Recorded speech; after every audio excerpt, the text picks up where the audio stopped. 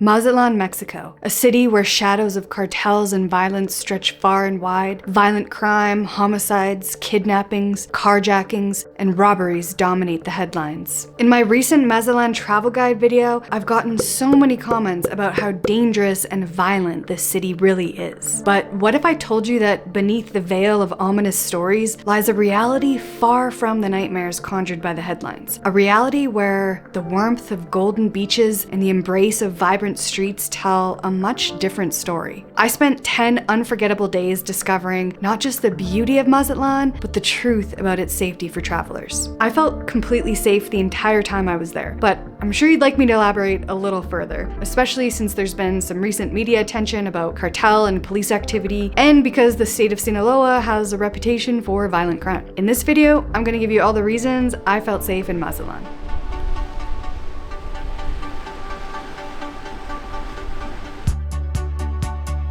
First, this city is incredibly scenic. They've done a great job constructing the oceanfront boardwalk, El Malecón, which is flat, clean, and wide, and it goes on for miles. It's lined with palm trees, sunshades, benches, and brightly painted bike lanes. Every morning we saw joggers, and every evening is filled with dog walkers and families who gather to watch the glowy sunsets. On the opposite side of the road, dozens of new, expensive-looking high-rises and hotels are currently under construction. Strolling this well-maintained area, safety didn't even cross my mind. Since most of it still feels, or at least looks, brand new, it's really hard to imagine that people would be concerned about petty crime, let alone violent crime. It only takes a few minutes to notice that there have been some large investments made in public infrastructure, and it's very clean to other Mexican cities I visited.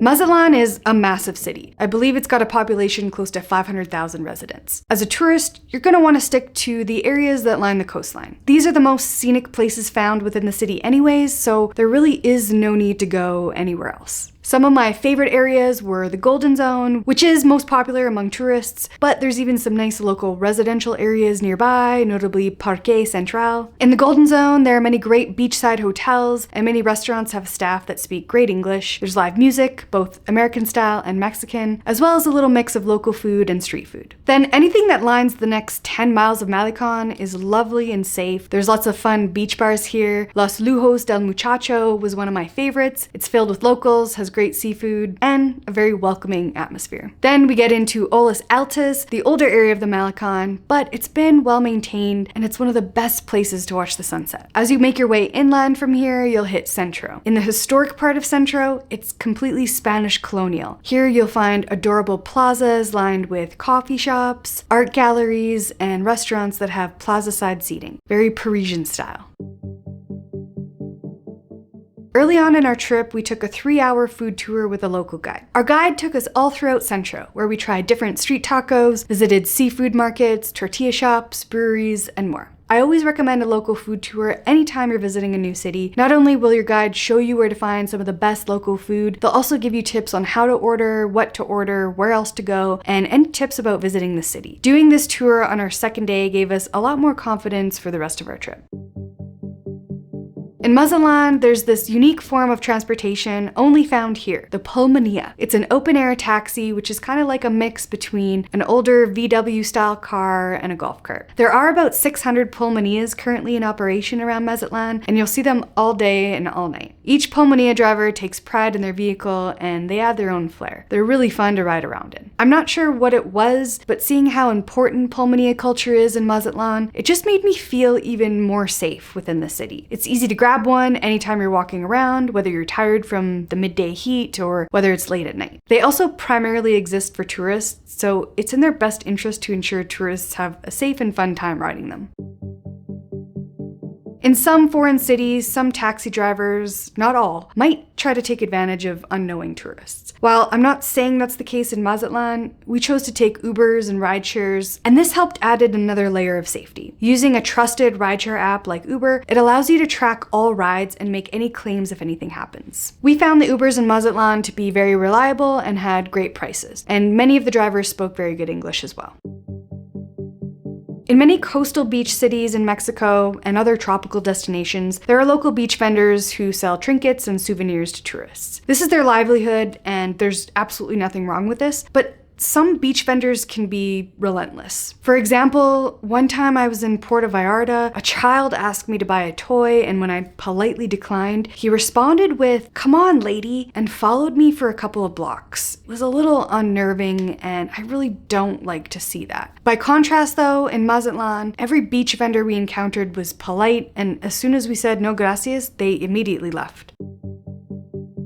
It's no secret Sinaloa, the state where Mazatlan is located, is known for having one of the most violent narcotics cartels in Mexico. But most of this activity takes place in Culiacan, which is over 200 kilometers north of Mazatlan. Even still, as long as you don't engage in any trouble or anything related to drugs or narcotics, just like you would avoid at home, you have nothing to worry about. Of course, no city in the world is considered completely safe or risk-free. Based on some of the locals we spoke with, here are a few tips we learned about staying safe in Mazatlan. Walking around Centro, you'll notice local pubs that are identifiable by being painted yellow on the outside. These are considered local dive bars, and it was recommended that we don't frequent these establishments. There is one exception though, the yellow dive bar across from the Shrimp Lady's seafood market. It's perfectly fine. It's called Ancla de Oro. In fact, I highly recommend you visit. We bought 1 pound of shrimp for about $5 at the shrimp market. We took it across the street to the yellow bar. They cooked it up into ceviche, which only cost $4. It was a really fun experience and pretty unique to Mazatlan, and I would recommend it to anyone. Based on my experience touring and walking around Mazatlan, I would recommend the same amount of precautions you would take when visiting any other large or unfamiliar city. Things like don't walk around alone at night, and especially in a neighborhood that you're not familiar with. There are so many pulmonias and Ubers available, so there really is no reason why you should walk around alone at night. I would also suggest not wearing expensive, flashy jewelry and not to carry around a large amount of cash. Again, this is recommended for anywhere, but I did find Mazatlan to be very casual, so there wasn't really a need to dress up and be fancy anyways. Interestingly, I found there to be much less police presence when we were in Mazatlan compared to other Mexican resort cities. For instance, in Puerto Vallarta, all day long you'll see armed federal police cruising up and down the busy roads. Here we saw mostly traffic and municipal police who were working the busy Centro intersections that lacked stoplights. That was pretty much it. You might be thinking that less police presence might feel less safe, but I actually think it's quite the opposite. For example, I would consider Puerto Vallarta to be extremely safe, but seeing the federal police armed with machine guns cruising the streets, it can be a little startling, and it does send a bit of an unconscious reminder that yes, there is crime in Mexico. But in my first 3 days in Mazatlan, I didn't see a single cop. This actually made me forget about all the scary things the media likes to say about Mexico. Nevertheless, it's still always a good idea to check your country's travel advisories about visiting Mexico, and Mazatlan in particular, as things could always change at any time. And with that, I hope this video shed a little light into the reality of visiting Mazatlan, and if you're curious about what to do there, please go check out my other video. Thanks so much for watching, and I'll see you in the next one.